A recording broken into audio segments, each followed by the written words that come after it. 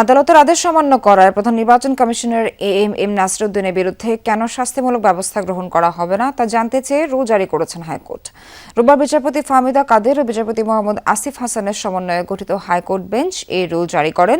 Rainbow allrounder exterior pay বাড়ির বাহিরের দেয়ালের সুরক্ষা নিয়ে থাকুন নিশ্চিন্ত, সাথে পাচ্ছেন 10 বছরের ওয়ারেন্টি। আগামী 4 সপ্তাহের মধ্যে প্রধান নির্বাচন কমিশনারকে এই রুলের জবাব দিতে বলা হয়েছে। আদালতে আবেদনের পক্ষে শুনানি করেন অ্যাডভোকেট ইউনুস আলী আকন্দ। আইনজীবী বলেন, গত বছরের 27 আগস্ট হাইকোর্ট কৃষক শ্রমিক জনতা পার্টি নামে একটি রাজনৈতিক দলের নিবন্ধনের আবেদন প্রধান নির্বাচন কমিশনারকে নিষ্পত্তি করতে নির্দেশ দিয়েছিলেন, তবে তা বাস্তবায়ন হয়নি। এজন্য প্রধান নির্বাচন কমিশনারের বিরুদ্ধে হাইকোর্টে আদালত অবমাননার আবেদন করা হয়।